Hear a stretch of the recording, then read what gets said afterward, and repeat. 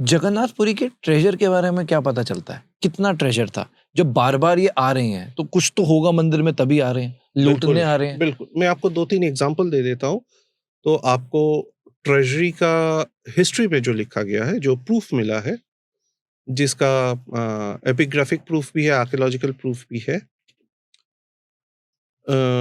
Gajapati Pratap Rudradev, sorry, not Gajapati Pratap Rudradev, Gajapati Kapilendra Dev Rudra. Kapilendra Dev used when he defeated or came back victorious from his southern India campaign, 16 हाथी में भर के सोना दाना, हीरे जवाहरात सब लेके आए थे। 16 हाथी, 16 एलिफेंट लोड्स, और वो पूरा लाके डिपॉजिट किया जगन्नाथ मंदिर का रत्न भंडार में। और उन्होंने अपने जो ट्रेजरी के मालिक होता है, I am forgetting the technical name, उनको बोला आप यहाँ से महाप्रभु के लिए गहने बनाओ। तब इन्होंने महाप्रभु का सोने का हाथ पैर, कवच, शंख, ये सब बनाए। और जिनको पहली बार जब कपिलेंद्र देव राउतर के टाइम पे लगाया गया, रथ यात्रा के टाइम एकादशी के दिन लगाया गया था, उसी से जो करंट फेस्टिवल में अभी जो आप रथ यात्रा देखते हैं, उसमें एक दिन एकादशी के दिन सुनावेश होता है महाप्रभु का, जब सोने का अटायर में वो होते हैं, उनका हाथ पैर भी होता है, उसमें शस्त्र भी होते हैं। तो ये कपिलेंद्र देव राउतरे का टाइम से बना हुआ है, और वो सब उस जमाने के 600 साल 700 साल पुराना सोना है। आप उनको सामने से देखेंगे तो आपका दिमाग हिल जाएगा, बहुत भीड़ होता है उस देखने के लिए।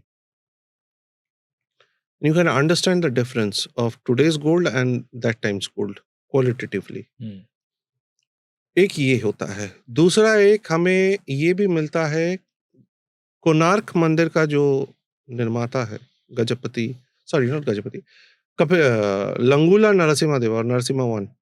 लंगूला नरसिम्हा देवा जो बंगाल के सुल्तान थे, अफगान सुल्तान, उसको हरा के 4 एलिफेंट लोड्स ऑफ सोना दाना गहना हीरे जवाहरात लेके आए थे, जो श्री मंदिर का ट्रेजरी में डाला, और उसको पूरा यूटिलाइज किया था कोणार्क को बनाने के लिए। कोणार्क का कंस्ट्रक्शन तब चालू हो गया था, बट कोणार्क फंड्स तो चाहिए था, तो उसमें पूरा यूटिलाइज हुआ कोणार्क को बनाने में। एक आई थिंक गजपति रामचंद्र देव जो भोई डायनेस्टी के थे, उन्होंने 1000 राम टंका बनाया था। 1000 का राम टंका, राम टंका, व्हाट इज दैट? राम का मार्किंग किया हुआ सोने का कॉइन्स। Okay okay. लूट तो हुआ, अंग्रेजों ने भी लूटा। तो अंग्रेज ने लूटा नहीं, उसका कुछ ये नहीं मिलता, अंग्रेज ने लूटा नहीं, बाकी तो पहले इस्लामिस्ट ने लूटा है। तो उनमें से एक पीस आज भी अवेलेबल है, and if you look at that it is unimaginable. कुछ ऐसे भी हीरे जवाहरात मिलता है जो अब 1978 में तिरुपति से एक स्वर्णकार को बुलाया गया था। ही रिफ्यूज्ड और ही एक्सप्रेस्ड हिज इनेबिलिटी कि मुझसे नहीं होगा, बिकॉज ऐसे सोना दाना और हीरे, particularly the diamonds, I have not seen in my life. How will I do the valuation? इसका मूल्यांकन कैसे करूं? मुझे ही समझ में नहीं आ रहा है ये कौन सा हीरा है। धरती के नहीं थे? Exactly. Exactly. That's the point. Seriously. Seriously. You have that kind of jewels also today. Garuda Purana अगर आप देखेंगे, गरुड़ पुराण में ये जो नवरत्न का, जो अशोक का नवरत्न, चंद्रगुप्त मौर्य का नवरत्न, अशोका का नवरत्न, राजा विक्रमादित्य के नवरत्न, अकबर का नवरत्न, ये नवरत्न टर्म आता कहाँ से है? ये आता है गरुड़ पुराण से। गरुड़ पुराण में 9 रत्नों को डिफाइन किया है नवरत्न बोल के, तो which are the main ones. इसमें हमारे जगन्नाथ मंदिर का रत्न भंडार में जो रिपोर्ट्स मिलता है,